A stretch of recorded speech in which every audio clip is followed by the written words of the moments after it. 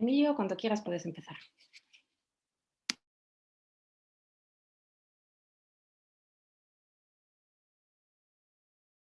Emilio, el micrófono.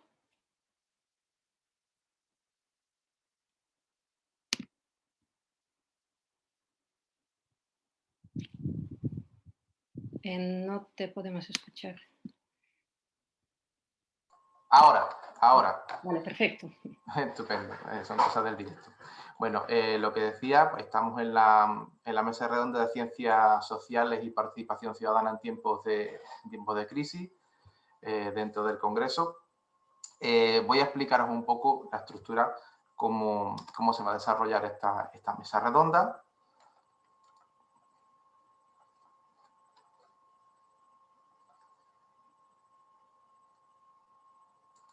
Ahí está, perfecto.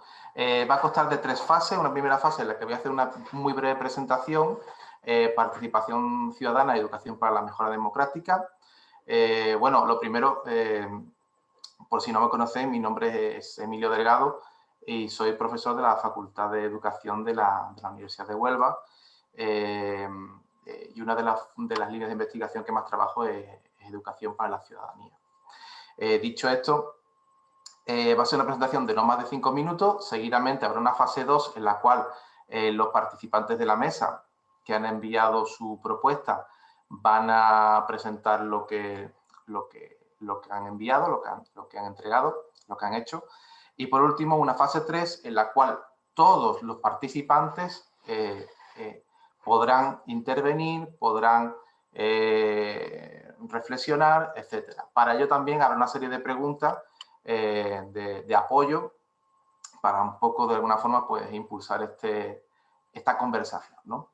Bien, pues dentro de esta fase 1, dentro de la ponencia, participación ciudadana y educación para la mejora democrática, pues habría que tener en cuenta una serie de cuestiones. Yo me he limitado a una parte muy concreta. En este caso, pues, cómo influye la expansión del uso de Internet y el uso de los dispositivos móviles pues en esa participación, ¿no? Bien, en relación con la expansión del uso de Internet y de los dispositivos móviles, las dificultades de acceso es algo que todavía existe, pero sí es verdad que la dificultad de acceso a la información es algo que cada vez pasa más a un segundo plano. Sí que tenemos acceso a muchísima información, pero el principal problema que tenemos ahora, y es el principal reto al que nos enfrentamos, es cuánto de esa información es real, cuánta de esa información es válida y fiable, cuánta de esa información ha pasado por una serie de filtros que garanticen que esa información pues no es inventada, ¿no? Entonces, dentro de este planteamiento y dentro de esa conexión entre escuela y sociedad, considerando la escuela como motor de cambio social y también una escuela que no esté de espaldas a la sociedad, sino que esté conectada con ella, que tenga en cuenta los problemas reales, que esos problemas se analicen en el aula, etcétera, pues uno de los planteamientos que se consideran fundamentales, disculpad, voy a apagar el móvil, disculpad. Uno de los planteamientos que se consideran fundamentales, pues la capacidad ya no solo de recibir información, que bueno, esto implica un cambio de modelo docente. El modelo docente tradicional o convencional pues se centraba más en la transmisión de información, puesto que ahora el problema no es el acceso a la información, sino más bien hay un exceso de información. Uno de los puntos claves ahora mismo dentro del contexto educativo es desarrollar esa capacidad para buscar, seleccionar, analizar, cuestionar y contrastar la información y poner en cuarentena, una palabra muy de moda últimamente, poner en cuarentena cualquier información que recibamos, aunque esa información diga lo que queremos leer, diga lo que queremos escuchar. Porque hay que ser crítico con lo que uno no... Cuando hablamos de crítica, hablamos de crítica positiva o negativa, pero hablamos de crítico con lo que uno piensa, o sea, con lo que los demás piensan, pero también con lo que uno piensa, ¿no? Y estar dispuesto pues, a cambiar incluso pues algunos aspectos de nuestra forma de pensar. Dicho esto, pues aquí habría que tener en cuenta, y destaco una cuestión, y con esto cierro, que la ausencia de libre pensamiento y la carencia en la competencia crítica de la ciudadanía en general y del alumnado en particular, podría llevar a un grave problema democrático. De hecho, la existencia de las noticias falsas y esa difusión que ahora mismo se expande también por el uso de redes sociales o un uso no responsable de esas redes, también ponen en tela de juicio las propias instituciones democráticas.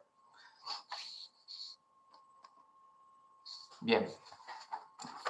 Aquí he destacado un par de cuestiones, y esto lo he destacado a partir de las ponencias o de los resúmenes que habéis enviado. Yo primero que me he quitado el sonido. Vamos a ver. Ahora, a partir de las ponencias que habéis enviado. Por ejemplo, dentro del bloque, vamos a ver solo 2 bloques, de los 5 bloques que habíamos planteado, vamos a ver solo 2, que va a ser las ciencias sociales como impulsora de la mejora democrática y participación ciudadana y compromiso con la comunidad. ¿Por qué? Porque lo que habéis enviado se encuentra dentro de estos bloques. Dentro de ciencias sociales como impulsora de la mejora democrática, destaco las 2 palabras de lo que ha enviado Fernando Gil González. Fernando Gil González establece una analogía entre la situación pandémica actual y la situación pandémica producida por la peste antonina en la Roma imperial, y destaca 2 palabras. Habla de términos de gran actualidad como pueden ser la resiliencia y la transformación jurídico-social. Por su parte, Raúl Rocha Romero habla de democracia, pero no únicamente como sistema de gobierno, sino también como comportamiento de las personas, comportamiento democrático, entendiendo que representantes políticos y ciudadanía son corresponsables dentro de lo que es esta mejora democrática. Y aquí se plantean una serie de preguntas que retomaremos en la fase 3. Esto lo retomaremos y lo pondremos de frente, para que podamos de alguna forma pues ir orientando el debate. Dentro del bloque de participación ciudadana y compromiso con la comunidad, tenemos 3 formas de participación: movimiento social y espacio público. Fabricio, por su parte, Fabricio Manivega, presenta diferentes formas de participación para la mejora de la calidad de vida de la ciudadanía. He destacado el término formas de participación. Por su parte, Katia Milena Martínez centra su visión en el caso de Colombia y nos habla de los movimientos sociales emergentes y la búsqueda del diálogo social. Y por último, Claudio está haciendo un timeline, ¿no?, para que podamos después conectar.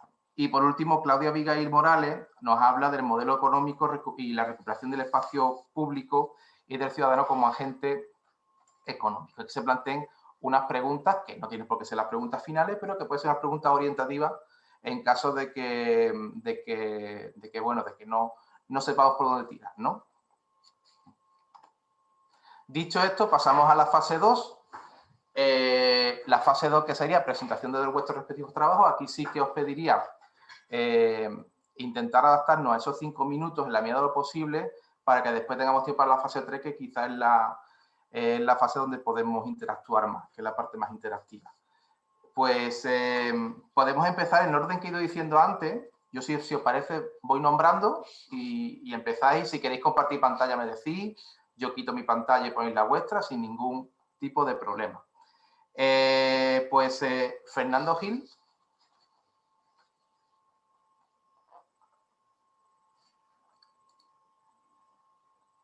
¿No se escucha, Fernando? Hola, buenas tardes. ¿Me escucha? Perfectamente, voy a quitar el audio yo. Bueno, buenas tardes a todas y a todos.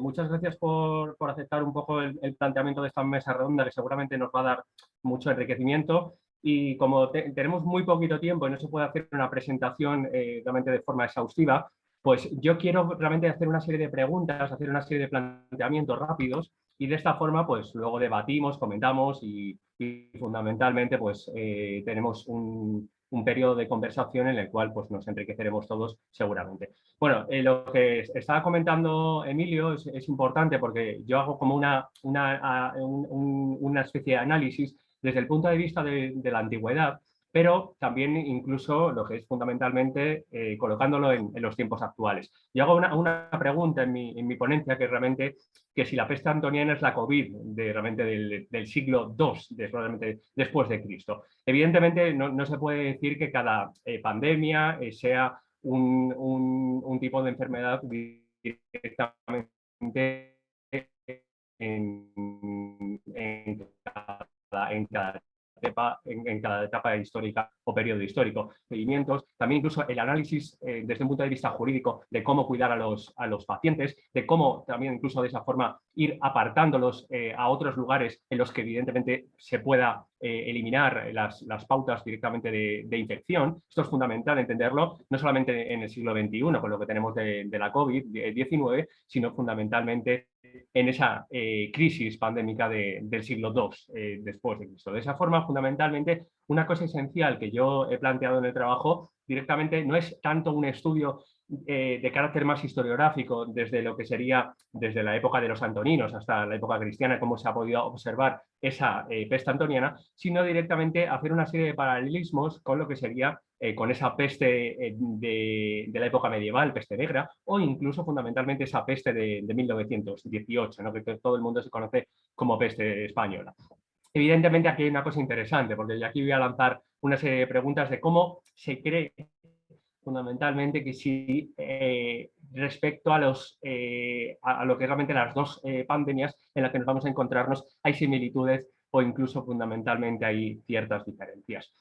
Hay ciertas conexiones, principalmente porque una pandemia no deja de ser, según esa Organización Mundial de la Salud, una explosión fundamentalmente de lo que sería de una infección en el mundo conocido. Evidentemente nos vamos a encontrarnos que hoy en día tenemos los medios tecnológicos acorde a poder realmente hacer uso del control de las pandemias, pero en el momento de la época de la antigüedad, pues aunque dijeran que venían de algunas campañas, que podía haber habido pequeños contactos con algunos de los infectados, y ahora mismo de forma paralela lo hacemos con el pangolín, con el murciélago, incluso directamente casi con algunos paranoicos con el propio Bill Gates poniéndonos un chip, ¿no? Pues evidentemente esto es una cosa fundamental de esa propaganda que también se hacía en el mundo romano, intentar un poco eliminar lo que sería directamente el ámbito propagandístico para poder llegar a hacer la reducción de la propia pandemia. Evidentemente, todas las pandemias se acaban eliminando. Esto es un hecho. De esa forma, fundamentalmente, más tarde o más temprano, eso va a permitir directamente que se puedan ir eliminando este tipo de enfermedades. Aún así, evidentemente, hay que tener una cosa clara, que no es tanto el acatar lo que sería el propio virus o realmente esa viruela que sería muy parecida en época romana, sino fundamentalmente lo que hay que hacer es tener paciencia, perseverancia e intentar evitar fundamentalmente esos contagios masivos, fundamentalmente lo que sería en el ámbito del siglo XXI, pero que también ocurría en los momentos de la época romana, ¿no? Por eso es importante también tenerlo en cuenta. En conclusión, un poco de esa forma, porque yo sé que son muy poquitos minutitos, de esa forma es intentar poner todos los medios tecnológicos a nuestra disposición para eliminar esa pandemia y de esa forma también pues, intentar aprender de la historia lo que serían algunos de los procedimientos médicos, sanitarios e incluso jurídicos, porque algunas realmente de esa ponencia que yo he planteado, pues también hay formulaciones jurídicas en las cuales se puede observar en el digesto que es realmente lo que se tiene que hacer o plantear para poder solventar el foco pandémico y de esa manera, evidentemente, pues también no solamente rezar a los hados, como suele ocurrir en el mundo romano, sino utilizar toda la actividad científica a nuestra mano para poder resolver el problema de la pandemia. Pues muchísimas gracias y quedo a la espera de sus noticias y cuestiones y preguntas. Muchas gracias, Fernando. Pasamos a la siguiente, que sería Raúl Rocha. Perfecto, ¿me escuchan? Perfectamente.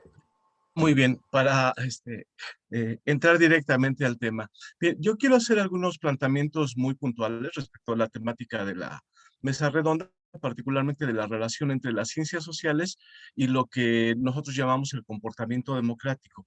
Y para ello pediría que tratáramos de pensar, obviamente no solo nosotros quienes estamos ahora en esta mesa, sino que tratáramos de los ciudadanos y los políticos, de pensar que la democracia no solamente es lo que sabemos de manera, digamos, tradicional, ¿no?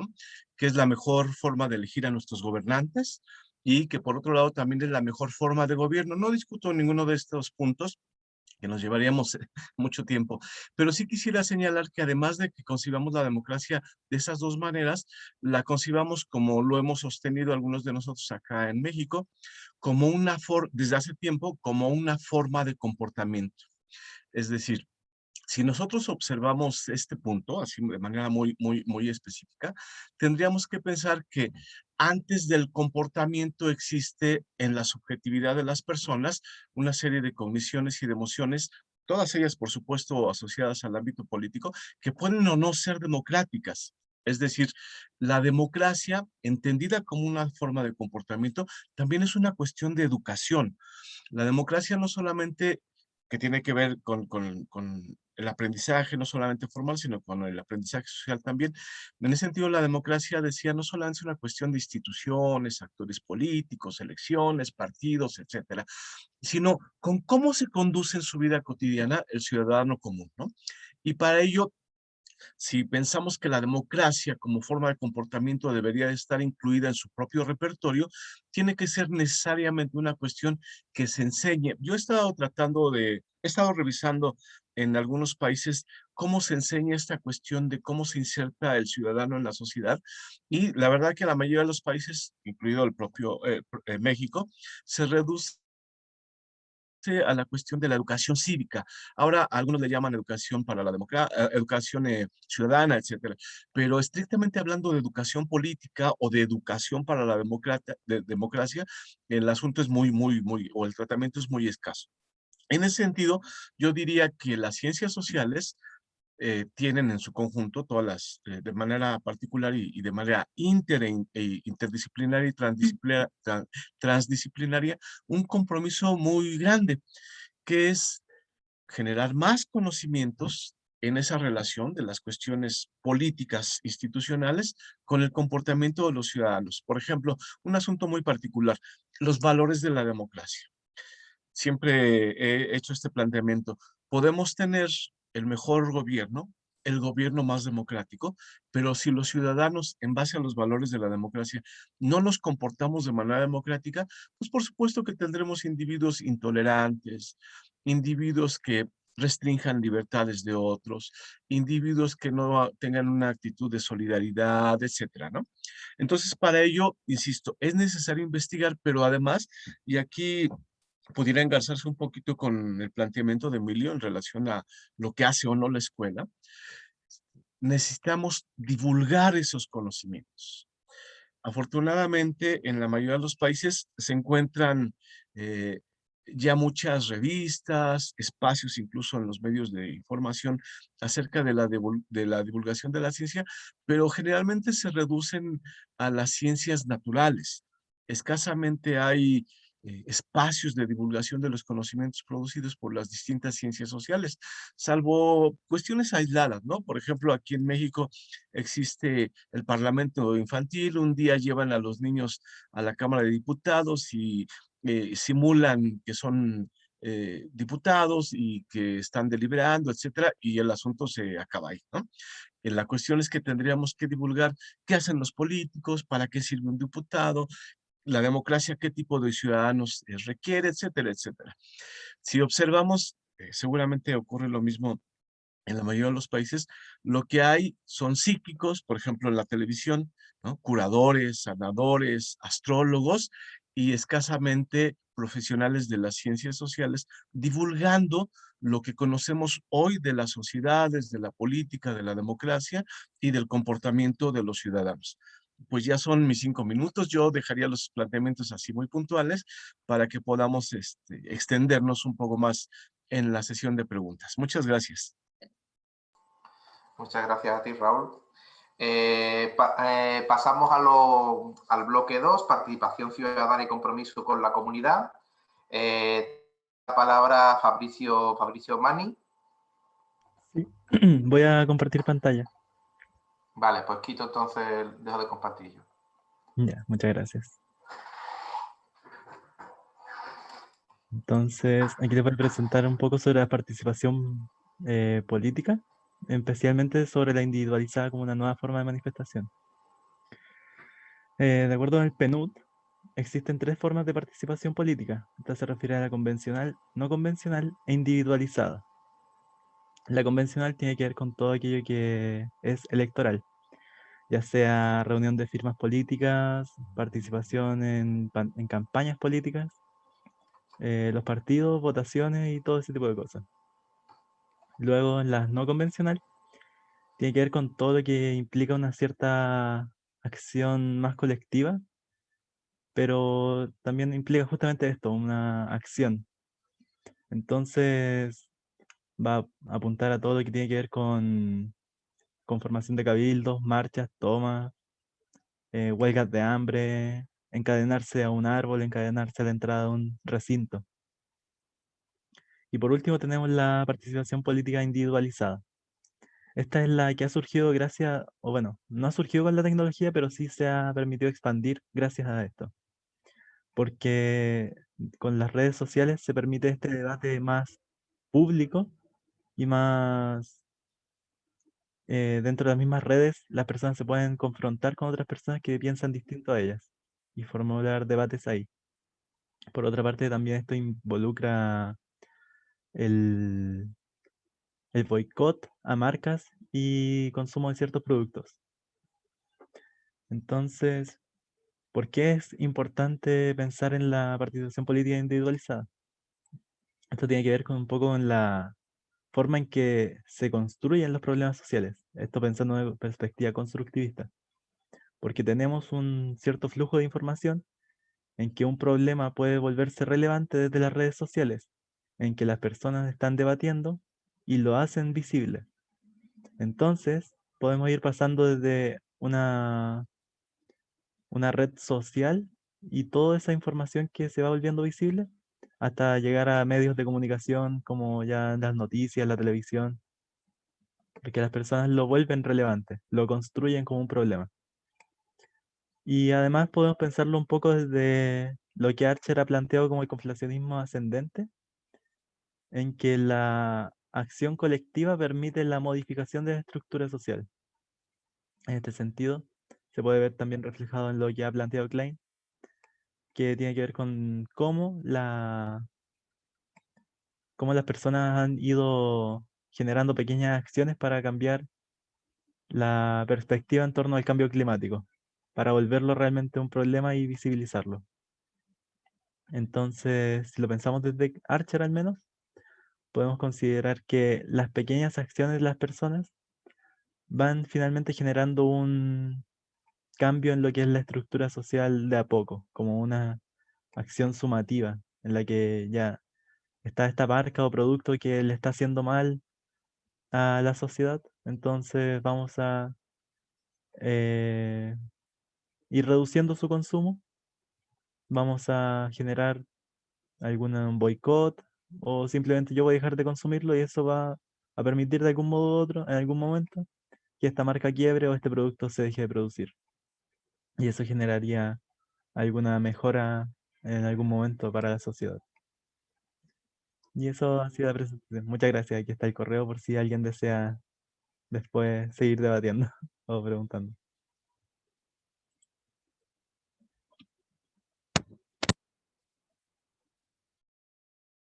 Muy bien, voy a compartir pantalla. Bueno, la siguiente persona sería Katia Milena Martínez.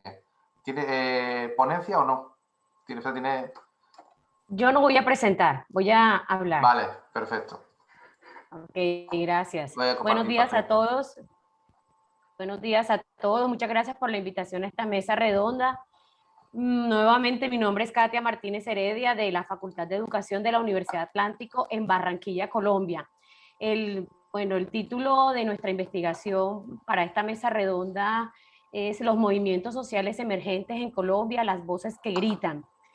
Quiero mencionar a mis dos estudiantes del semillero de investigación, quienes me han venido apoyando en esta investigación, a la estudiante Karina Durán Casiani y a Yamile Bolívar Barros, estudiantes de la licenciatura en Ciencias Sociales de la Universidad del Atlántico.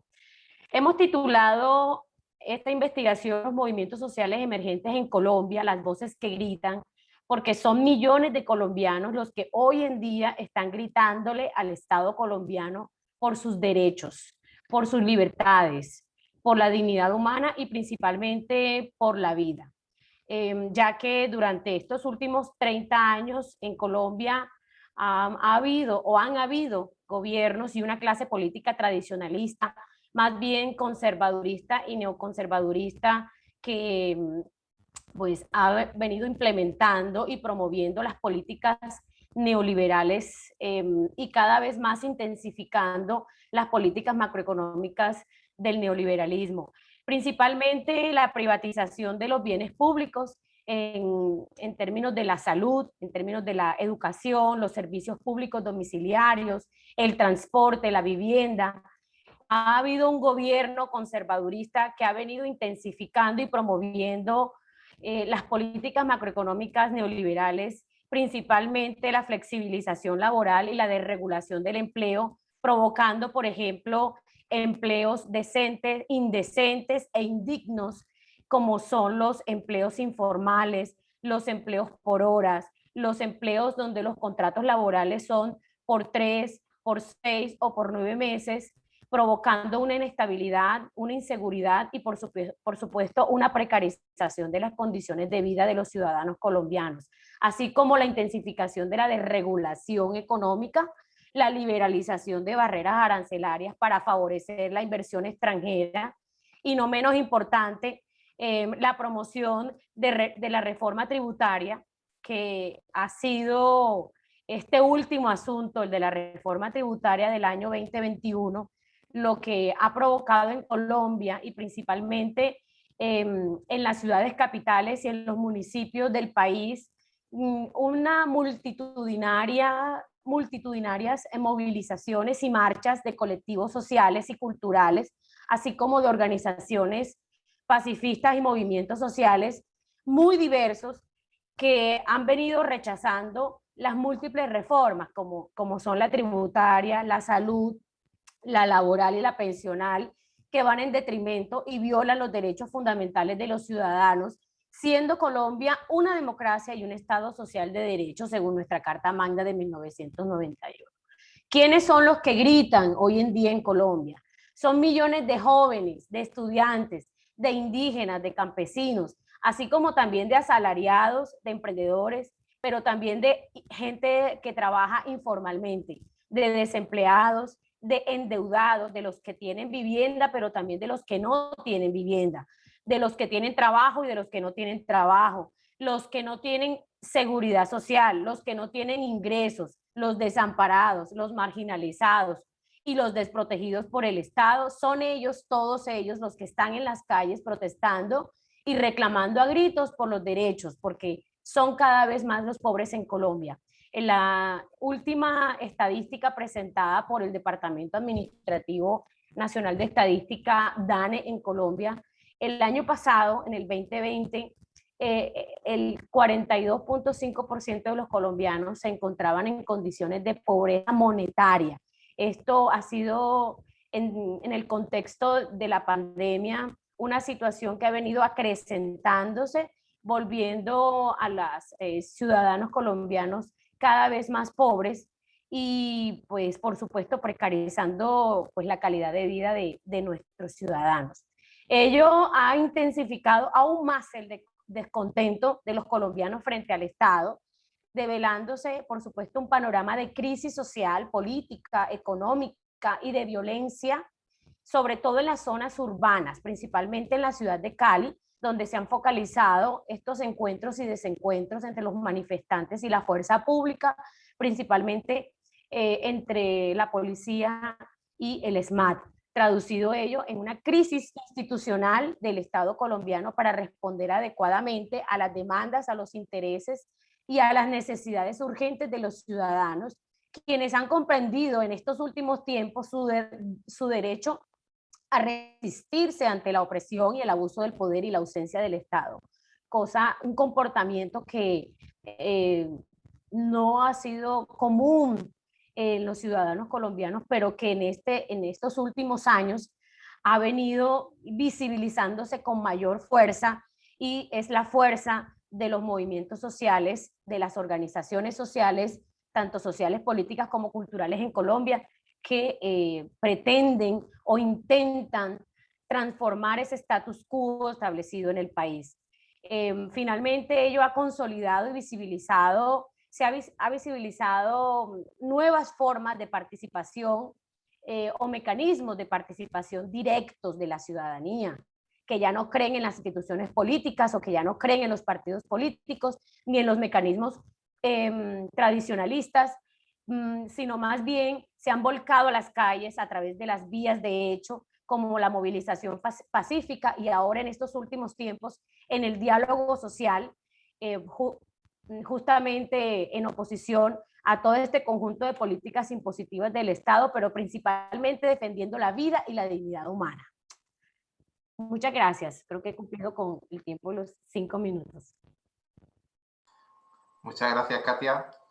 Y por último, Claudia Abigail. Ok, voy a compartir pantalla. Por favor, ¿me pueden decir si se ve? Hola. ¿Sí me escuchan? Sí, pero Sí. no se ve de momento la pantalla. ¿No se ve la pantalla? No.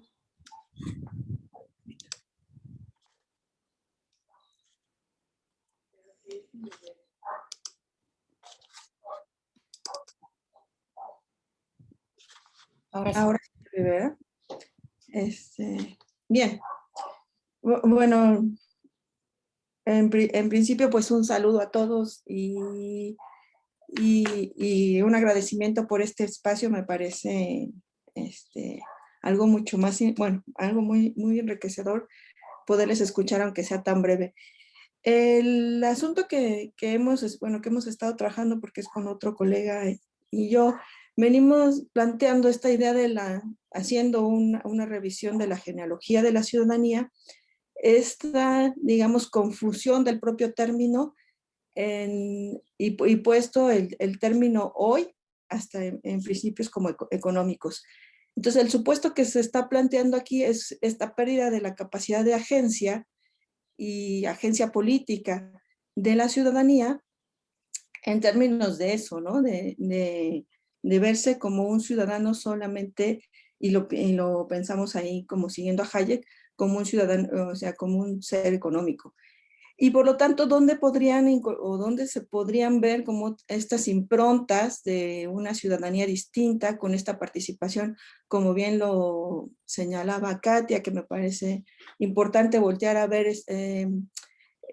estas emergencias y estos movimientos y lo que está pasando en América Latina, y precisamente Colombia, Chile, y bueno, pienso en varios casos, donde se están dando digamos, del desquebrajamiento total de esta concepción de ciudadanía, y que pues nos da un vuelco atrás en pensar la ciudadanía.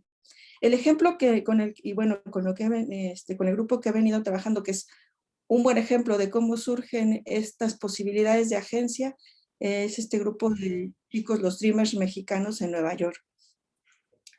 Entonces, este punto de partida, decía, el problema es concebir primordialmente a la ciudadanía como un agente económico, y este desmantelamiento del Estado benefactor, donde deja solamente al ciudadano como un consumidor. Y bueno, hoy hasta se hablan de ciudadanías empresariales, económicas, inclusive el término de ciudadanías corporativas. Entonces, más bien es una crítica a este vuelco que se ha hecho de este planteamiento de la ciudadanía, y dónde podemos encontrarlos, pues en estas resistencias como acción que posibilitan al ciudadano y revierte, en el caso de la migración, la criminalización de los seres humanos en este aspecto. Entonces, y el ejemplo, bueno, son estos chicos, los Dreamers, que ahora ya, digamos, altamente conocidos, y bueno, nada más lo recuerdo como para decir que es este grupo de jóvenes que llegaron siendo niños o todavía menores de edad a Estados Unidos, y por lo tanto pues han tenido, o sea, han crecido allá, pero han tenido toda una serie digamos, de aspectos de criminalización por no ser residentes. Y el movimiento es un movimiento que se ha mantenido recientemente. El lunes se echó para atrás la DACA, que es este programa de residencia con el que se les reconoce a estos chicos, y bueno, ya está dando ahí como varias manifestaciones al respecto, ¿no? Y la búsqueda de ellos por comprenderse como miembros de ese Estado Nacional en Estados Unidos, y fuerte ante estos problemas que están ellos manifestando de esta biculturalidad y, digamos, de un diálogo intercultural, ¿no? Entonces, y bien, yo aquí traigo así brevemente algunas entrevistas que he realizado con chicos del movimiento, que lo que hemos estado haciendo, bueno, es como darle seguimiento a algunos chicos que desde el 2014 hemos mantenido el diálogo. Y bueno, brevemente lo que quisiera señalar es como parte de estas entrevistas, es como ellos les queda claro la incorporación y la participación política en un aspecto, o sea, en el escenario público o en la creación del espacio público, y no solamente, y digamos, y pues dan como claramente un ejemplo de las posibilidades de acción política fuera de la membresía política al Estado, ¿no? Creándose necesariamente para la subsistencia. Entonces, bueno, aquí pueden ver esta cita que hacemos de Sergio, por ejemplo, que ya es un chico que ya terminó ahorita la carrera y ahorita está como más bien en esta lucha, ¿no? Por el reconocimiento de ya verse como un profesionista. Primero fue así que la beca, ¿no? Por poder incorporarse a la universidad. Y ahora, y bueno, él es una persona muy activa y cabe resaltar cómo ellos, o sea, cómo ellos se ven, o sea, en esta parte de la identidad, pero también cómo es la necesidad de buscarse en el espacio público para hacerse evidentes. Entonces ahí creo que estos movimientos, y bueno, el ejemplo que estoy poniendo, dan pistas de pensar a las ciudadanías desde otras subjetividades, digamos, que no están solamente circunscritas a la subjetividad jurídica y nacional, ¿no? Entonces, ese es como el planteamiento de este trabajo. Bueno, y aquí está otra de las entrevistas de Jonathan, un chicano, y como él, bueno, aunque él ya es ciudadano, también hace evidente como esta necesidad de participar y de estar activo, ¿no? Con los otros compañeros. Y bueno, este es otro chico de Puebla, de un estado aquí del centro de México, que inclusive es una comunidad importante, la comunidad poblana en Nueva York, y que hay una serie de redes con las que ellos han podido migrar, pero Arturo precisamente hablaba también de cómo empezar a revivir la identidad y de esta participación y la evidencia desde las propias identidades, ¿no? Finalmente, la idea que se pone es que estas resistencias cotidianas, digamos, y los movimientos sociales, o sea, no solamente el movimiento social, sino las resistencias cotidianas que se expresan, como en el ejemplo de los chicos con los que hemos trabajado, dan cabida a pensar en una acción política, digamos, lo que podría llamarse de baja intensidad, pero y volver a pensar en esta conformación de ciudadanía.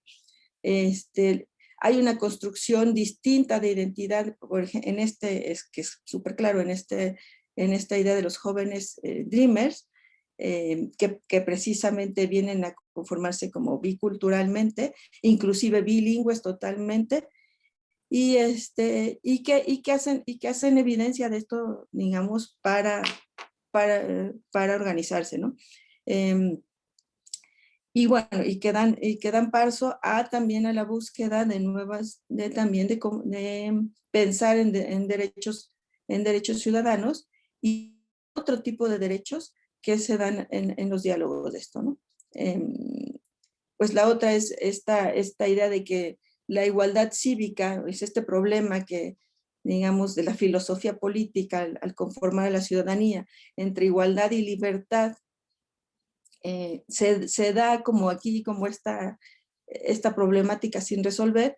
La igualdad cívica pues no es la similitud, sino que está implicando la diferencia y que en ese sentido tendría que reconocerse. Al menos estos son los planteamientos desde este movimiento, ¿no? Y bueno, ahí les presento algunas fotos de ellos que normalmente siempre me piden que los muestre y la muestra de ellos.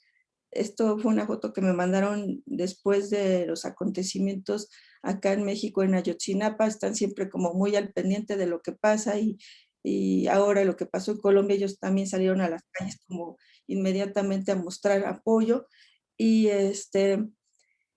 o sea, y a lo que voy con estas imágenes, perdón, a lo que voy con la imagen es en doble sentido, ¿no? Mostrar esta participación activa de ellos, conformándose desde el margen, y la otra es, bueno, es que ellos siempre me han pedido, o sea, en los diálogos que he tenido con ellos, pues sí me piden, muéstranos, si vas a hablar de nosotros, muéstranos, porque es importante que sepan que existimos y que no estamos como, o sea, que aunque nos hemos mantenido en el margen, es que estamos aquí, ¿no? Entonces es ahí un doble compromiso. Bueno, aquí está otra compañera de allá, Claudia también, es una tocaya mía, que es cuando obtuvo la DACA y ya llegó a los 2 meses a Estados Unidos, ¿no? Entonces, bueno, me mandaba esta foto como ahí de este triunfo, ¿no?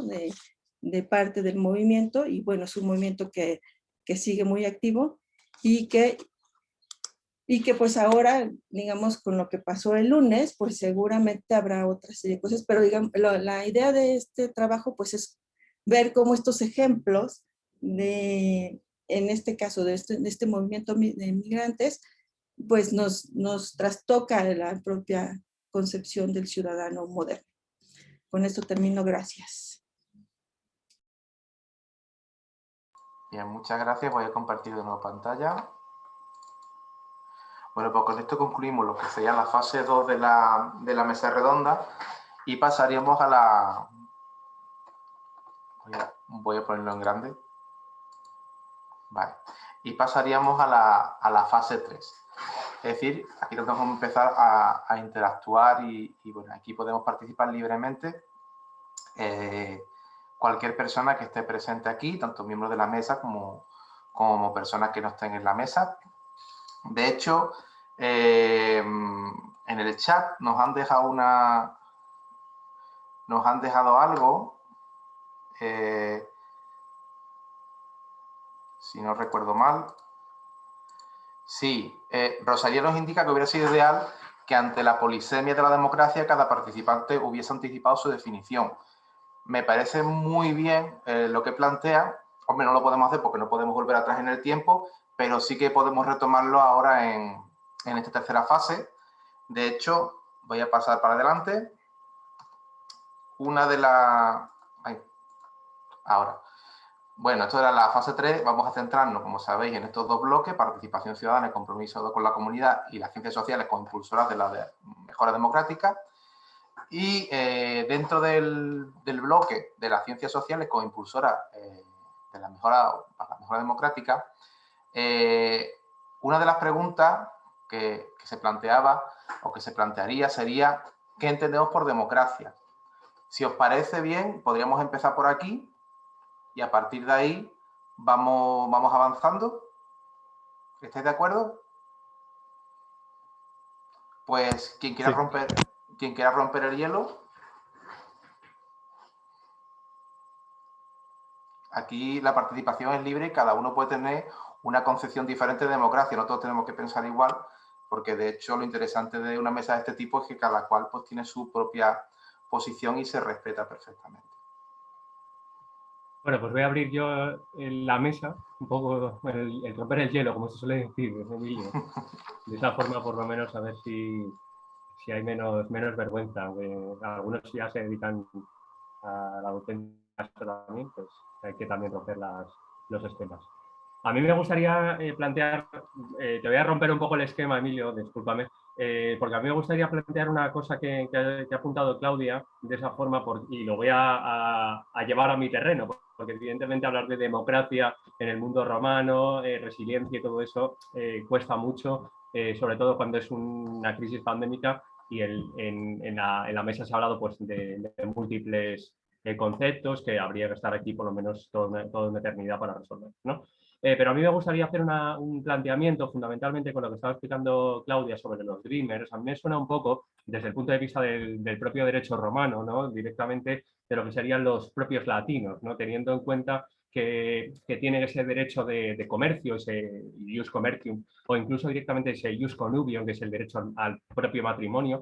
En algunos de los casos directamente no tienen esa plena ciudadanía romana, ¿no? Que no son hijos de romanos o por lo menos son libertos que luego son aupados directamente por el propias instituciones en las los distintos periodos históricos directamente con las concesiones de ciudadanía, ¿no? Evidentemente aquí no vamos a encontrar una cosa clara porque en este caso, claro, algunos de ellos están como poco integrados en la propia comunidad norteamericana, ¿no? Pero aquí hay una cosa fundamental, porque es el tema de la aculturación, ¿no? Eso enriquece, evidentemente, aunque se crean que en algunos de los casos están apartados, evidentemente también si una persona tiene un punto de vista mucho más amplio, hay distintas culturas en una misma sociedad. Entonces, evidentemente, no están desintegrados del todo, que eso es una cosa que evidentemente habría que plantear o por lo menos poner sobre la mesa, ¿no? Eso es una cosa fundamental. Y luego, evidentemente, lo que sería la idea de que ellos piensan en inglés, directamente también, incluso luego tienen esas tradiciones mexicanas o tradicionales de culturas anteriores directamente a la composición del Estado mexicano o de los estados federales mexicanos, nos vamos a encontrarnos una fundamental, lo que sería figura del hombre nuevo en el caso de Romano, ¿no? Directamente lo que sería en Cicerón. Cicerón es una persona que está fuera del sistema, fuera de las instituciones, pero de esa forma acaba como siguiendo una línea un poco más compleja, fundamentalmente una línea menos ortodoxa que la habitual de hacer esa carrera política, pues al final acaba siendo magistrado, fundamentalmente luego acaba haciendo esa carrera política hasta siendo lo que hoy denominaríamos como ese cónsul, que sería como una especie de equivalente sin llegar a serlo de un prime minister, ¿no? de un presidente de un estado monárquico o republicano. Entonces, fundamentalmente, esas conexiones también se ven en la antigüedad, no solamente se ven ahora mismo con los propios dreamers, ¿no? Y fundamentalmente, pues en el caso también de lo que estaba comentando Katia, me parece que es interesante abordar esas minorías desde el punto de vista que están en contra del sistema, pero ¿a qué precio están realmente en contra del sistema, ¿no? Y si les vale la pena luchar contra el sistema, reformarlo o incluso llegando a un acuerdo con los propios estados o con las instituciones para realmente conectar ambas realidades y fundamentalmente que no exista ese elemento revolucionario, que es realmente lo que uno piensa siempre cuando hay rupturismo, sino es acomodación, continuidad, conexión. Ahora realmente que está tan importante esa palabra del diálogo, esas comunicaciones con los distintos grupos más minoritarios que en algún momento fundamentalmente quieren alcanzar el poder y realmente a lo mejor se acaban realmente teniendo demasiado poder y eso les acaba convirtiendo en continuadores del sistema, ¿no? ¿Cómo se resuelve eso desde tu punto de vista? Bueno, pues ya está. Bien, si me permiten, me gustaría, Emilio, participar. Adelante. Sí, para no perder el hilo de la pregunta inicial, porque me parece que estamos en una mesa redonda que tiene que ver con la contribución de las ciencias sociales a la mejora de la calidad de la democracia en nuestros países, que atendiéramos la pregunta inicial, ¿no? Porque efectivamente, como menciona la compañera, en política y la mayor parte de los conceptos son polisémicos y democracia no es la excepción. Y puede significar no solamente para la gente común muchas cosas, sino incluso para los teóricos, para los autores. Y en efecto hay muchas teorías, pero en ciencia política hay, digamos, un consenso básico para distinguir dos, digamos, definiciones sobre la democracia. Primero, una llamada procedimental, que tiene que ver con que la democracia puede ser muchas cosas, pero no puede ser menos que elecciones limpias, justas, periódicas, competitivas, etc. Por eso podemos decir lo que queramos en relación a los gobiernos de algunos países, pero en aquellos países en donde el gobernante modifica la constitución y se perpetúa en el poder por años, pues eso será cualquier cosa menos democracia. La democracia, insisto, consiste básicamente, es el piso, ¿no?, de la misma, en que haya elecciones limpias, libres y competitivas. Punto. Porque de esa manera, así como lo acaba de señalar Fernando, adecuando los cambios, aseguramos que estos sean pacíficos. Desde luego que la democracia tiene muchos riesgos. Ahora vemos al presidente brasileño y vimos al presidente de Estados Unidos, pero precisamente con los mismos procedimientos de la democracia los podemos quitar, ¿no? Y además de esa versión o esa definición procedimental, habría otra que tiene que ver con más con lo que se está platicando aquí, que mencionamos como sustantiva, una definición sustantiva de la democracia. Y esta es que de manera permanente siempre está en la búsqueda de la conciliación de estos dos grandes valores, que ya los había mencionado por ahí, me parece, Claudia, que es la libertad y la igualdad. Vienen ambos conceptos de tradiciones distintas y hoy el asunto es precisamente cómo conciliarlo. Algunos refieren parte de estos aspectos en lo que llaman la mejora de la calidad de la democracia y por supuesto que en algunos países, pienso por ejemplo en los escandinavos, han logrado bastante al respecto. En Latinoamérica, como suelo decirlo, hemos conquistado, por lo menos particularmente en México, aunque hemos tenido momentos de regresión, digamos, esta parte de la llamada democracia político-electoral, ¿no? Antes, como ustedes saben, la historia político-electoral del país era una historia de fraudes, ¿no?, de triunfos legales e ilegales por parte del partido hegemónico. Hemos avanzado un poco al respecto, pero respecto de la democracia en un sentido más sustantivo, estamos años luz. No podemos hablar de democracia en un país como México, con 2/3 partes de los habitantes en pobreza y la mitad de la población, más o menos 130 millones que somos, en pobreza extrema, ¿no? Yo diría que con esas grandes coordenadas podríamos acomodar cualquier idea que tengamos sobre la misma, y por eso, como decía en mi presentación, desde hace tiempo hemos sostenido que la democracia tiene que ver, y se relaciona muy bien con los planteamientos de todos los ponentes, con esta idea de que también es una forma de comportamiento, ¿no? Porque ¿cómo vamos a pensar que una sociedad es democrática si los individuos no son así? Y por ejemplo, respecto a lo que planteaba Emilio, lo que se observa en las redes, como no es una interacción cara a cara, sino es una interacción virtual, como lo decimos en términos coloquiales en México, la gente se deschonga y se muestra como realmente es decir, intolerante. Yo no encuentro debates, por supuesto que los hay, ¿no? ¿Verdad? Lo que encuentro son ataques de odio, censura, intolerancia, ¿no?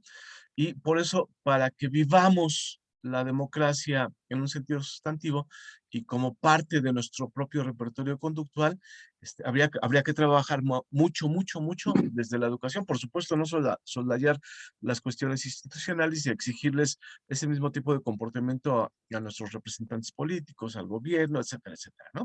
Pero en ese sentido, yo digo que podríamos avanzar. Muchas gracias. Muchas gracias, Raúl. De hecho, yo he tomado apuntes de lo que para mí sería una democracia, para mí, desde mi punto de vista, lo que sería una democracia llamémoslo de una forma, ideal, y entre esos puntos se encuentra la participación, lo que es la actitud ciudadana, la participación, ¿no? La participación de rebatir ideas y no atacar a las personas, ¿no? Que sería, yo creo que eso es fundamental en democracia, porque si atacamos a las personas, eso no entraría dentro de lo que sería una democracia sana. Si una persona es incapaz de rebatir un argumento, sino que lo que hace es atacar a la persona para ganar un debate, pues eso está muy lejos de ser democracia, ¿no? Yo creo que efectivamente hay dos cuestiones fundamentales. Por un lado está la democracia a nivel institucional, a nivel de sistema de gobierno, a nivel político, y después está también a nivel de, como decía Raúl, de comportamiento, ¿no? También recoge algunas cuestiones, también el comportamiento lo ha recogido Claudia. Para mí, una de las cuestiones fundamentales también es que se respete la libertad de expresión y de pensamiento, estableciendo los límites que se encuentran en la vulneración de los derechos fundamentales de los demás. Respetar la libertad de expresión y de pensamiento, pero que también las personas puedan expresarse libremente, pero con esos límites. Y esos límites están cuando empezamos a atacar a las personas, ya estamos rebasando esos límites. Cuando estamos haciendo promoción de conductas ilegales o de conductas basadas en los prejuicios irracionales, estamos pasando esos límites. Ese es desde mi punto de vista, ¿no? Y por supuesto la posibilidad de que cualquier ciudadano pueda ser elegido democráticamente en unas elecciones. Bueno, ¿alguien más quiere aportar algo en relación con este tema? A mí me gustaría hacer un pequeño Adelante, aporte. Fabricio. Bueno, voy a partir un poco lejano a lo que quiero decir, pero Claudio Fuentes, un escritor chileno, ha planteado que actualmente, al menos en Chile, la crisis de la democracia se ha generado por un tema de cómo se ha erosionado esta, que ha permitido que se desgaste la democracia. Entonces él apunta a cómo las leyes han ido deslegitimando la democracia, a partir de ya sea reducción de los años que los presidentes pueden estar gobernando, y esto acaba generando una serie de leyes que son parche, pero que no generan cambios realmente, o no solucionan problemas. Entonces, en este sentido, habla un poco de cómo se ha generado una crisis de representatividad en la gente, y cómo la misma gente ha acabado deslegitimando la democracia como un sistema válido. Entonces aquí quería pasar un poco a lo que planteó José Martín en algún momento, que él escribe sobre una democracia deliberativa, que implica un ideal realmente, porque pareciera imposible de cumplirla, que tiene que ver con una democracia en la que las personas deliberan y eso lleva a una toma de decisiones. Pero claro, esto implicaría una participación de cada ciudadano, en la que cada ciudadano está presente en los distintos temas como una suerte de plebiscito para cualquier toma de decisiones. Entonces sería realmente imposible, creo. Pero de todos modos, como un ideal, pensando en una forma de darle una nueva validación y una mayor legitimidad a la democracia, me parece una forma bastante interesante de mirarla. Y eso. Muy bien. Aquí plantean una pregunta, no sé si queréis añadir algo más o lo podéis añadir luego. Plantean aquí una pregunta.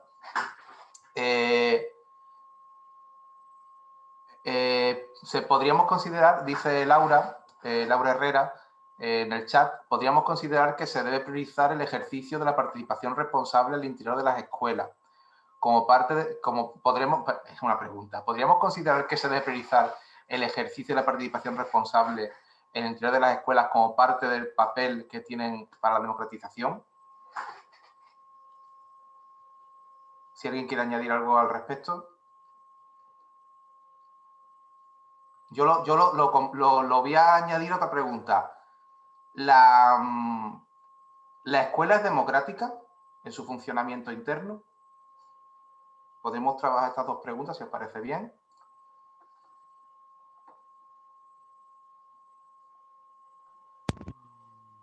O sea, yo creo que igual, creo que cada sistema educativo es distinto, entonces no podríamos hablar por todos, pero creo que acá en Chile, al menos la escuela toma algunas cosas de la democracia, como pueden ser el sistema de votación que implica un presidente de curso, subpresidente y todo eso. Pero finalmente, con la presencia de estas figuras autoritarias que implica la dirección y ciertas tomas de decisiones que de repente pueden parecer un poco arbitrarias, acaba perdiéndose esta parte democrática en la escuela como institución. Sobre todo cuando se le niega en algún momento la posibilidad de educarse a una persona. Por ejemplo, acá aún se usa la suspensión, que implica mandar a un estudiante a la casa si es que rompe alguna norma. Entonces eso acaba siendo un castigo que realmente considero que no es válido hoy en día, porque al siendo la educación un derecho, creo que se pueden buscar otras formas que quizás ni siquiera tienen que ser castigo para la reformación de los estudiantes. Entonces creo que realmente no es un espacio tan democrático. Muy bien, muchas gracias, Fabricio. Han levantado la mano 3 personas. Vamos a ir en el orden que han ido levantando la mano. María Díaz. Hola. Hola, buenas. A ver, la cámara es que si no me va lento, entonces solo la pongo a ratitos. Hola, buenas tardes. Bueno, primero dar las gracias a todos, bueno, a los organizadores del Congreso y a todos los ponentes, porque la verdad que todo lo que se está hablando aquí es interesantísimo. Yo quería hablar sobre el papel, bueno, hacer una pequeña puntualización sobre el papel de la escuela, si es democrática o no. Yo trabajo en una escuela enseñando historia, en España, concretamente en Madrid, y evidentemente la escuela no es democrática. Pero quiero romper una lanza en favor de muchos docentes y bueno, y de muchos investigadores en el campo de la educación, porque sabemos que algo falla. Hace poco estuve en unas charlas y nos mostraron imágenes que para mí fueron muy representativas, por ejemplo, de un quirófano hace 100 años, un quirófano ahora, nada que ver, y nos mostraron fotos de aulas y la verdad que han cambiado poco. Ha cambiado un poco el tema digital, pero lo que es la concepción ha cambiado poco, pero sí que hay un revulsivo dentro de la escuela para hacerla muchísimo más democrática. A lo que decía Fabricio, creo que somos muchos los que ya no creemos que un castigo sea lo adecuado. ¿Vale? Primero creemos en el poder de que la educación puede cambiar las cosas y evidentemente es la base para una ciudadanía crítica. Pero me refiero a crítica no a que automáticamente digan no a todo, no me refiero a ese tipo de ciudadanía adolescente que se opone continuamente todo como una muestra de identidad propia. Me refiero a que nuestros alumnos sepan analizar qué es lo que ocurre alrededor, sean capaces de informarse, creo que lo ha comentado Emilio antes, sean capaces de discernir en toda la información que les está llegando qué es lo importante y qué no es lo importante. Porque aquí, bueno, también quería volver otra vez al tema de las redes sociales. Las redes sociales son un espacio muy bueno de debate, pero también son un espacio de debate, desde mi punto de vista, muy peligroso, porque al fin y al cabo funcionan con un algoritmo, que es una máquina. Entonces, si tú metes búsqueda de algo que te interesa, automáticamente te va a sugerir opiniones similares a la tuya, hasta el punto que parezca que tu pensamiento puede ser un pensamiento único. Eso, por ejemplo, desde mi centro nosotros intentamos trabajarlo mucho en clase. O sea, ¿cuál es tu opinión?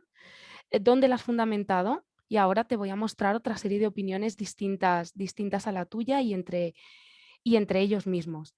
Entonces, bueno, ya para resumir, que me acabo yendo por los cerros de Úbeda, yo creo que el papel de la escuela es fundamental en crear esa ciudadanía crítica y aunque es verdad que sigue siendo una institución por lo menos en España, en algunos sitios, entiendo que en América Latina también, por las personas con las que yo tengo contacto, una institución muy anquilosada, que a veces solamente cambiamos la forma, pero no cambiamos el fondo.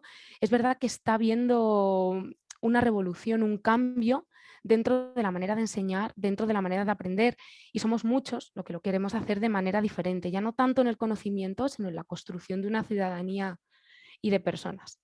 Y bueno, muchas gracias. Gracias a ti, María. Siguiente, creo que levantó la mano, creo que fue Germán, y después Fernando, y después Raúl. A todos, muchísimas gracias, y pues también quería agradecerles el espacio, una intervención muy corta, y también añadiendo un poco a lo que acaba de decir María, considero que también da el espacio por excelencia para el desarrollo, para el fomento de una democracia sería la escuela, pero pues lamentablemente en la escuela hace parte de la sociedad, y algunos de los defectos más grandes o de las problemáticas más grandes de la misma sociedad se presentan y se presentan de forma potencial en el escenario escolar. Pues hay unos casos que han dado mucho de qué hablar sobre discusión por temas de género, discusión por temas de raza. El sistema educativo en sí no acoge a todos por igual.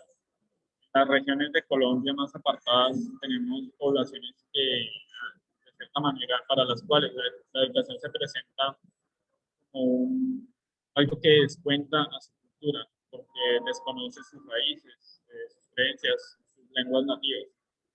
Entonces, pienso que este espacio escolar tiene que cuidarse, tiene que transformarse como un primer paso de esta verdadera democracia.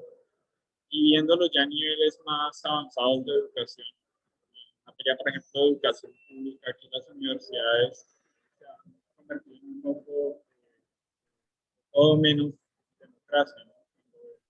La política permea las principales instituciones públicas de nuestros países. Acá tenemos el caso de la Universidad del Atlántico, la Universidad de los Llanos, espacios que se considerarían autónomos democráticos, que se alejan cada vez más de ese ideal.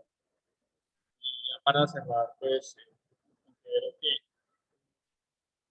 una teoría base o un conocimiento base para poder reconocer la posibilidad de democracia sería las 5 libertades que Marx se nota.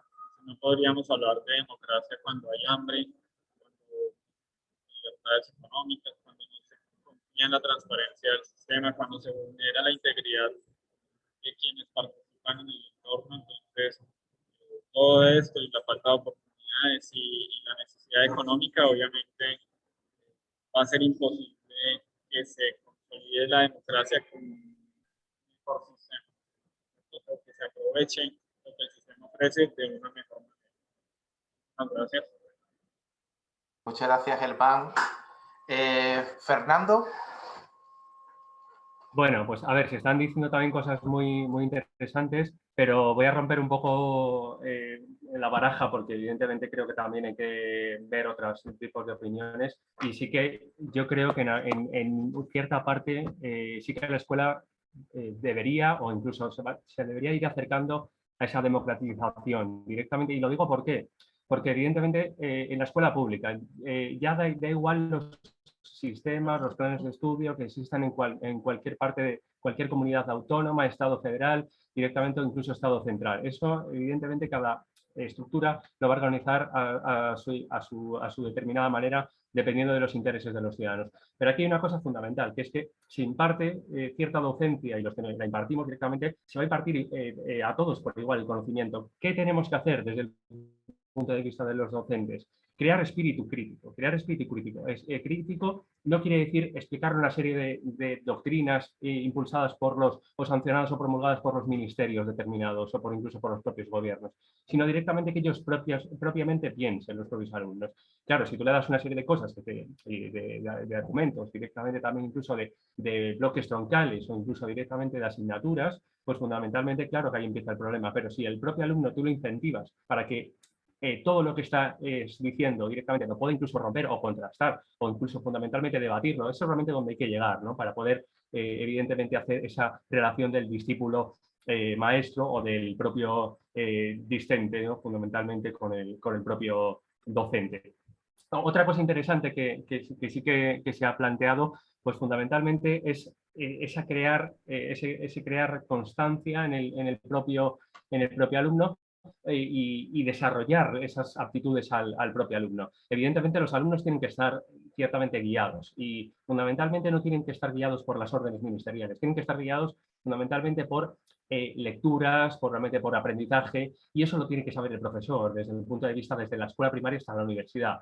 Y luego, evidentemente, una cosa que se ha tocado, que es lo de las TIC, que la está comentando María Díaz, pues es importante la utilización de las redes sociales, fundamentalmente también incluso de las TIC. Yo tengo un libro de cómo explicar historia y derecho, que es realmente muy finito, y a base de películas, series, también incluso algunos tipos de videojuegos, se puede explicar historia, se puede explicar realmente de esa forma derecho y son elementos esenciales, simplemente no para acortar el concepto, sino para llegar a transmitirlo de una forma más didáctica. Eso es realmente lo que tenemos que hacer desde el campo de la docencia o del campo educativo. Es decir, transmitir esos valores y directamente también comprender que el alumno tiene que tener espíritu crítico. Sin espíritu crítico, el alumno no va a llegar a ninguna parte. Entonces, no se le puede echar nunca o echar balones fuera de que realmente la educación está realmente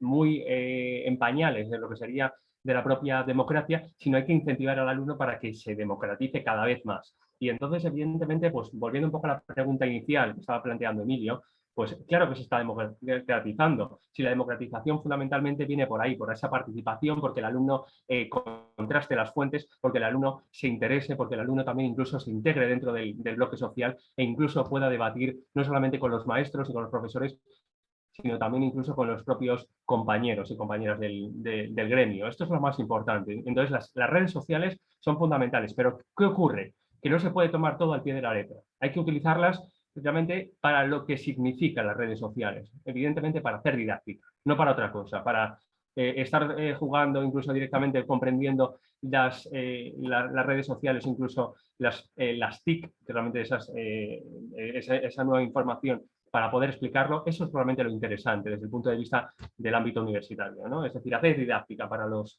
alumnos y crear espíritu crítico. Ya, gracias. Bien, Fernando, pues mira, yo me rompí también la baraja un poco. Tenía una frase final preparada, pero la voy a adelantar, aunque estamos ya casi en el final, la voy a adelantar porque además conecta mucho con lo que dices. Esto está sacado de un libro, esto lo añadió casi hace como media hora o así, viendo cómo iban las presentaciones y demás. Esto está sacado de un libro y dice lo siguiente: la ausencia de libre pensamiento y las carencias en competencia crítica de la ciudadanía en general y del alumnado en particular podría llegar a ser un grave problema para la democracia. Esto se debe a que quien no es capaz de cuestionar la información que recibe podrá asumir como válido mensajes basados en prejuicios y relatos sin base científica o al margen de los hechos, beneficiando en última instancia a quienes construyen un mejor relato, a quienes ostentan el poder o a quienes anhelan obtenerlo. Creo que está muy vinculado con lo que estabas diciendo y por eso lo he sacado ahora, ¿no? Muy bien, muchas gracias. Muchas gracias, Fernando. Tiene la palabra Raúl y después Katia. Y iremos ya cerrando porque ha pasado ya 1 hora y cuarto. La verdad es que se ha pasado el tiempo volando. Bien, muy breve. No olvidemos lo que dicen respecto de la escuela, lo que dicen los sociólogos de la educación. La escuela no es un espacio aislado. La escuela es, por un lado, un espacio de reproducción, no solo de saberes, sino fundamentalmente de las relaciones sociales. Pero además de eso, la escuela es también un espacio de producción, es decir, de creación. Si entendemos digamos, esa doble dimensión de la escuela, porque un régimen democrático, pienso por ejemplo en los escandinavos, nosotros hemos tenido ahora mucho más información acerca de su sistema, el sistema educativo, por ejemplo, de Finlandia, y sabemos que ahí privilegian otro tipo de cuestiones que tienen que ver más con la felicidad de las personas, el desarrollo de la personalidad, etcétera, que con la repetición de saberes, ¿no? Que no conducen a nada. En fin, pero si pensamos que en esta doble dimensión, entenderíamos por un lado que tiene que ver con las instituciones políticas, la escuela, que en regímenes no democráticos, pues la escuela por supuesto que reproduce eso. Y en regímenes democráticos sería conveniente que la escuela fuera un espacio de reproducción.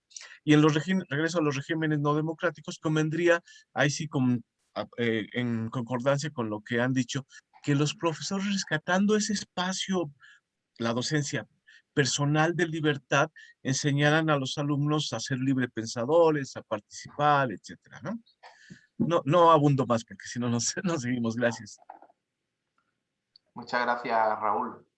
Katia, y con esto ya cerraríamos la mesa. Yo estoy esperando pasar al segundo bloque, más no sé si se va a acabar la mesa redonda, entonces voy a aprovechar el espacio, Emilio, Vale. porque nos quedamos en el primer bloque con la pregunta sobre la democracia Sí. y no saltamos a las preguntas problemas del segundo bloque. Pues elige la pregunta que quieras, de las que están ahí, Sí, o la que yo tú ya quieras. había elegido.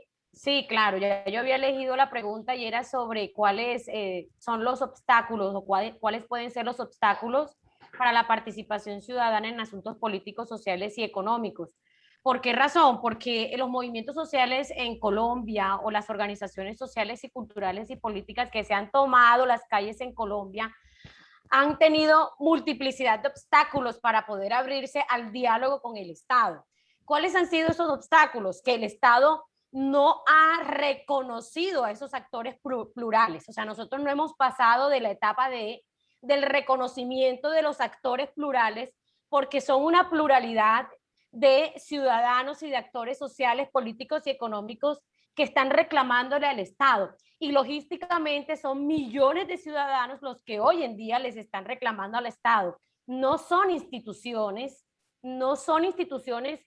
con razón social o con razón jurídica o con nombre propio. Son una multiplicidad de ciudadanos plurales que hoy en día le están llamando la atención al Estado y en ese orden de ideas no ha habido un canal de legitimación de esa multiplicidad de actores, no han habido, digamos, espacios realmente abiertos, amplios, integrales, donde se puedan escuchar esta diversidad y esta multiplicidad de voces.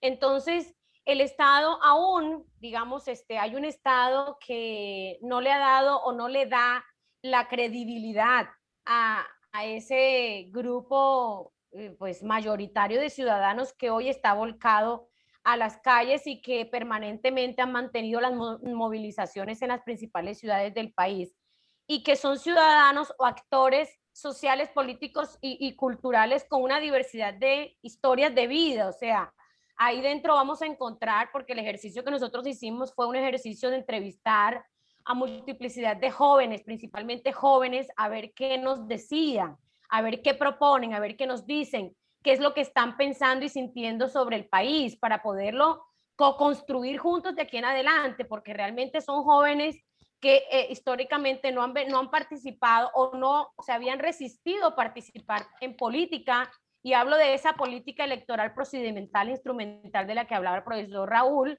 y que ahora son esos mismos jóvenes los que están entendiendo y comprendiendo que necesitan de la democracia procedimental también, pero al mismo tiempo necesitan de la sustantiva, o sea, necesitan de estos elementos del discurso, de la igualdad, de la solidaridad, del diálogo mancomunado social y cooperativo, para poder, digamos, empezar a nutrir y enriquecer el cambio social y empezar también a construir nuevos elementos estructurales que solidifiquen lo que debe ser la nación en términos de salud, en términos de educación, en términos del empleo, en términos de la vivienda, en términos de una multiplicidad de temáticas que tienen que ver con la igualdad de oportunidades, porque Colombia es uno de los países más desiguales de Latinoamérica. Entonces, ese sería el primer obstáculo.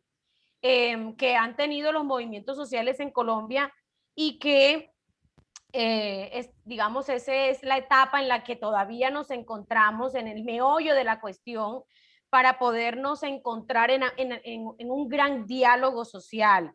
Y es un diálogo social justamente con esas pluralidades. ¿Por qué? Porque hoy en día existe un diálogo con el Comité Nacional del Paro, que ha venido, digamos, liderando un proceso de integración y de articulación frente a esta multiplicidad de voces.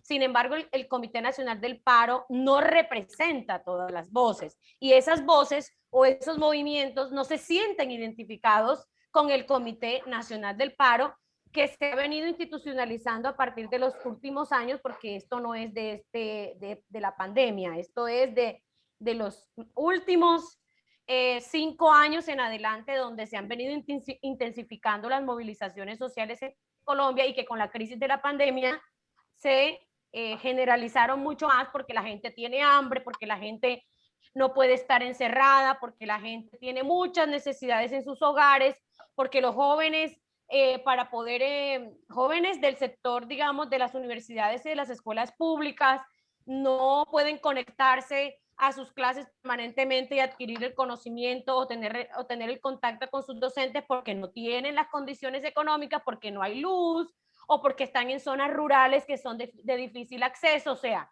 el diagnóstico es de verdad que muy, muy complejo y muy problematizador. Así que, bueno, esas serían los más importantes obstáculos, y le sumo a ello que en Colombia tenemos unos medios de comunicación tradicionales, RCN, Caracol, que son los medios de comunicación, digamos, que son financiados por grupos económicos de la élite económica en Colombia, y estos medios de comunicación, digamos, que no comunican todo lo que se debería comunicar en un medio social de comunicación, y por tanto se han abierto o han nacido unos medios de comunicación alternativo, y no solamente hablo de las redes sociales, hablo de medios de comunicación alternativos, claro, que usan o que se, digamos, se enriquecen con los contenidos de las redes sociales, porque están ahí en el momento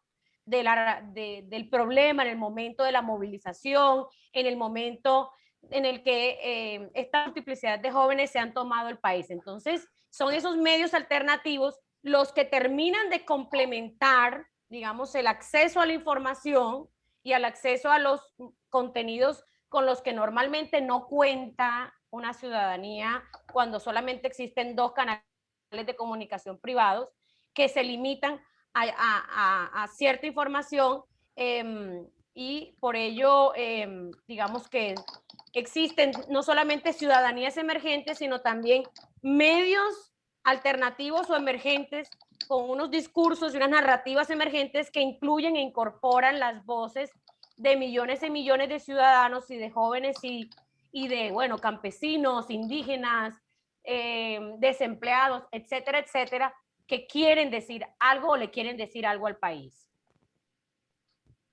Muy bien, Katia, muchísimas gracias. Como contigo cerramos esta mesa redonda, indicaros que bueno, para arriba, voy a ponerlo al principio, vale, para dejarlo aquí que queda muy bonito. Bueno, indicaros para cualquier cosa que necesitéis o si queréis contactar conmigo o lo que sea, tenéis el correo electrónico aquí, emilio.delgado@dfc.uhu.es. Indicaros que ha sido un placer enorme, y lo digo de verdad, no lo digo para cumplir, lo digo en serio. Tanto las presentaciones que habéis hecho Fernando, Raúl, Fabricio, Katia y Claudia, como la colaboración de Tatiana con el tema de moderación y demás, y bueno, la participación también de todos aquellos que, bueno, que habéis querido participar oralmente o que habéis participado en el chat. Creo que ha sido un espacio, ha sido 1 hora y media casi clavada, y en el que creo que hemos ido participando libremente y que hemos estado, yo al menos he estado muy a gusto, y creo que es algo que es compartido, porque lo he visto así, ¿no? Así que nada, cerramos esta mesa redonda. Os doy las gracias por la participación, la enhorabuena por vuestros trabajos, por vuestras contribuciones y espero que nos veamos en otro evento similar a este. Muchas gracias.